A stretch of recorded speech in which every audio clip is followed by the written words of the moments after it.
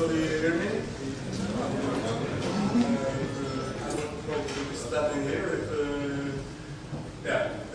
I have been asked to come and have a brief presentation on the possibilities for explosives being used for demolishing the World Trade Center building by purpose.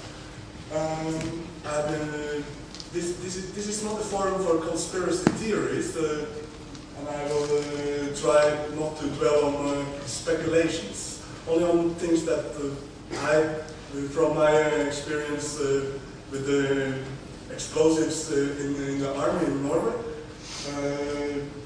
as I can see it possible for having been used also at the World Trade Centers. So, can start with some scientific facts about thermite being used in demolitions. Can start with some science abuse.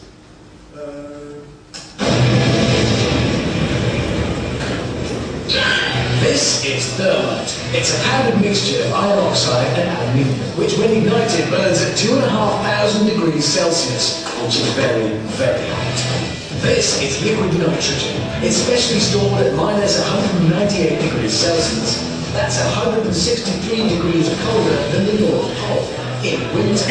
But is it cold enough to neutralize the intense heat of thermite? Packed into the slow release mechanism of a garden flower pot, the thermite is ready for action.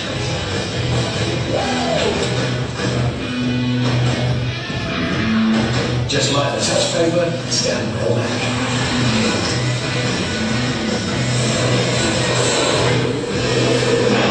The fuse triggers the irreversible thermite reaction. So,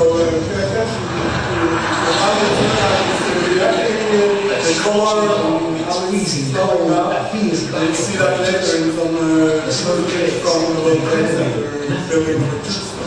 As the thermite burns at 2,500 degrees, it releases a raging current of molten iron, which rains down in liquid nitrogen, boiling the glacial mixture away the film of vapor and melting the cylinder, leaving just a flame of white hot iron. A clear victory for thermite. So there you go, now. Adding something cold to thermite doesn't cancel it out. It just makes it angry. Thermite. You won't like it. This is a car. It's been specially chosen to be destroyed because it's old, it's white, but more importantly, because it's French. The engine block is the densest part of a car. It's basically a huge lump of metal, and well, it's very hard to melt. Lucky then, the radiators have plenty of thermite, specially packed into the slow release mechanism of a garden flower pot. A big pile of it directly over the engine block should do the trick. Time to light the fuse and give this homage to French engineering the send-off it so richly deserves.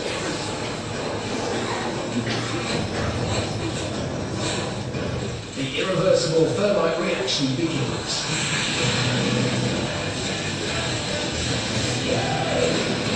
Just like that, just straight through the engine block of the car. Spraying molten thermite into the engine beneath. The devastation continues inside until finally a torrent of white-hot liquid metal pours out of the bottom, signaling the inevitable victory for thermite. A quick check confirms a clear path of destruction through the engine. Now that the engine is melted clean through, it seems only fitting to have a go at the petting tank. Packed into the slow-release mechanism of a garden flower pot, the thermite is ready for action. Popped onto the roof, directly above the fuel tank, top up, and just 4 feet of family car stands between the thermite and 8 gallons of petrol. This is because the car is French. Like the touch paper, and stand well back.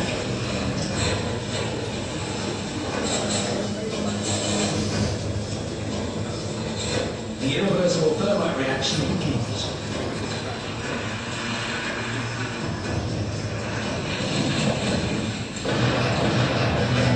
So here they are saying that it's irreversible, it's the reaction that starts. That is also why it's very well used in demolitions of buildings. They use it to cut the steel columns in that that is carrying buildings.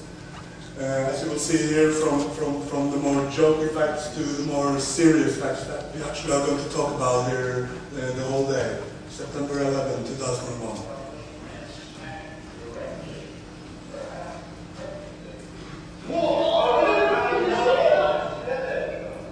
Holy cow!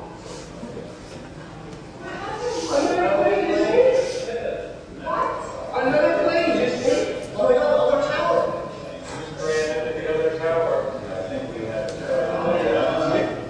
The reactions of that attack was quite diverse, as we hear.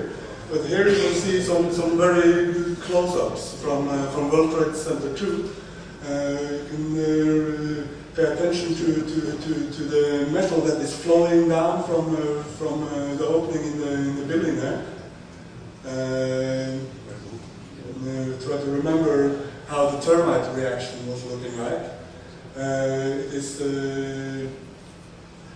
from what I can from what I can see, it is exactly the same kind of reaction that is happening there. Some people will claim that this is just a melted aluminium from the airplane, but from my education in metal and welding, 2 years of that I know cannot be true, because melted aluminium will have a completely different color on that metal. In addition, then Professor Stephen Jones at the University of Boston, last I heard about him is that he's even been fired or been asked to take a paid leave from his position as a teacher because of the controversy of what he's claiming. But still, he has been receiving metal from the World Trade Center and been doing some scientific tests on that and found residue from not only a termite reaction but a termate reaction. Termate is a different termite that they added sulfur and other things to, so that it can burn faster on thicker metal and is patented for use specifically in controlled demolition. And he have found proof that this was found in melted metal at the World Trade Center Tower at the Ground Zero. And I could have been speaking about all the witness reports that claims that there have been explosions going on from journalists, fire department official, policemen, and even reports of devices being found inside. But I choose to call that speculations.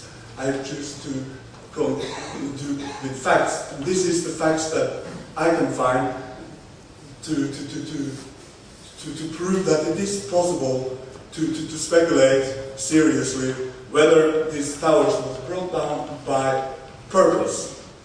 There is also the leaseholder of the World Trade Centers.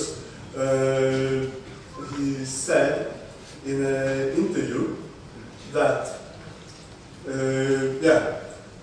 this is what he said. I remember getting a call from the fire department commander, told me that they were not sure they were going to be able to contain the fire. I said, we've had such terrible loss of life. And this last thing to do is pull. And they made that decision to pull, and then we watched the building collapse. Did everybody hear that? Yeah. Pull it is a demolition term for pulling down a building. The way they do that is to first use explosives to pull down the core to the bottom of the building, and then they often use termite to cut the steel beams in a 45 degrees angle so that it loses all support, and then with some small explosions they make it fall down on its footprint. And according to Stephen Jones again, he said that it should be possible to take down the World Trade Center with with 4,000 kilos of explosives. That is 40 kilo each on 10 men, 10 rounds up and down the elevators. That can be done in quite fast time. Now I'm speculating again, but yes, it is theoretically possible, and due to these facts, then I will show one image from the ground zero that will show to you the 45-degree angle used. This is one of the columns at the World Trade Center. Look at the melted steel around there. Look at the melted steel. Does this look like it's done with demolition? Or does it look like it's cut with some termite or otherwise things? For me, it looks really much cut. So, this is a picture from the World Trade Center on September the 11th, after building fell down. Am I crazy? Or are they crazy? Thank you.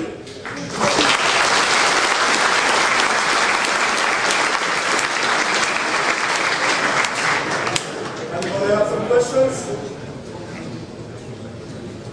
Remember the response, fence of this column. The fence? Yeah, it was said that was explicable by some other way, but I forget what the alternate explanation was. The alternate explanation? Yeah, there's been a response to that, but Yeah, there have been a lot of responses on that. yeah. But this is not the result of building the World Trade Center, that is for sure. And that is not the result of explosions. This is cut. Have a look again. You see the melted metal around here? This termite is also used so they can cut all the pieces in a building in truck sizes. So it's easy to just load it on lorries and transport it away. That was almost every piece of the World Trade Center rubble was on a size that could easily be transported by a truck. It's amazing. Really, really big things. Yeah, this is the firemen still there on September 11. This photo is taken, and the cleanup didn't start until a couple of days later, as far as I know. They were still trying to rescue people here. Okay. Is it something that could be done during cleanup? Is it? Yes, there is possible that there were some things that were cut during cleanup, but then to have twice as much cutting by cutting it in 45 degrees angle during cleanup would be illogical. It would take twice as much time, wouldn't it? Okay, it's just I wanted just to hear it from you. Yeah. Was the question there in front?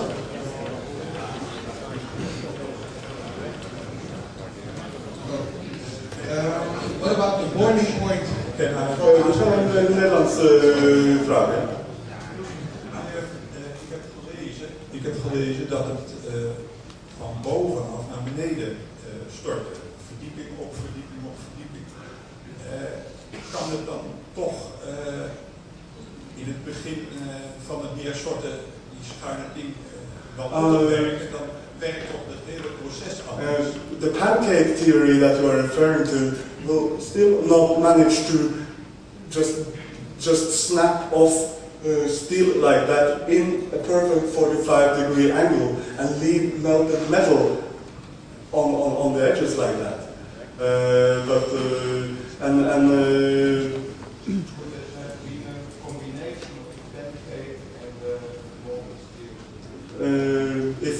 If you cut off steel beamers to fall down, if you have weakened the support from before, yes. If you have weakened the support of the buildings before it started to fall, then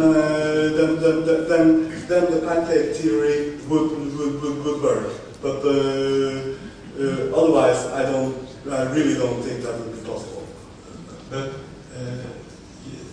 in al die films zou je toch moeten zien dat er van onderen iets kapot is gemaakt. From beneath. Ja, en dit is toch onderaan gebeurd?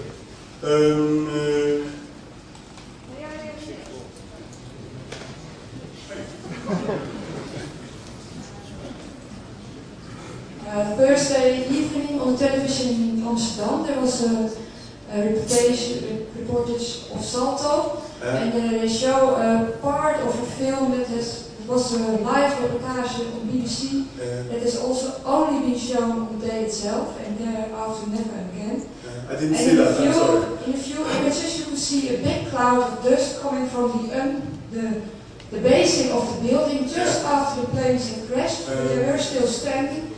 And they were out wondering, where does that dust come from? Yeah, that's the question they ask also in 9/11 eyewitness, the Hoboken edition. So there could be, there are also getuigenis of people who say there were big explosions in the basement, just seconds before the planes hit. Yeah, among other Mr. Gonzalez, the caretaker of the building. He's been working there for 20 years, and he says in the basement there were an explosion prior to the planes. So this could be the demolition of the fundaments, you say, and then afterwards? That could be, if it's speculating in that. Okay. No? Yes, Mr. Lamb. Can you explain something about the melting point of metal and that kerosene and big fires can briefly, if I don't remember totally wrong, arrest me if I'm wrong on that, but the kerosene will burn intensively about 900 degrees Celsius. Fueled with oxygen, it might even burn a little hotter, but steel will not melt on such a low temperature. And these big steel beamers will not even have a weakened, will not even be weakened, will not even be really heated, because the heat will transport away from the heating area in these steel beamers, and steel will melt at closer to 2000 degrees Celsius. That might explain the flooding of the steel, like seams, pools of melted steel at ground zero. Yeah, that is also a very typical result from using termite in demolishing buildings, that you find pools of molten steel at a footprint. It's quite typical for termite. Oké, Jim, ik moet jou interrumperen. Althans, de vraag is, mochten er nog mensen zijn die graag vragen willen stellen aan Jim, wordt hij straks in de langs, kun je 1 op 1 naar hartelust alle vragen stellen.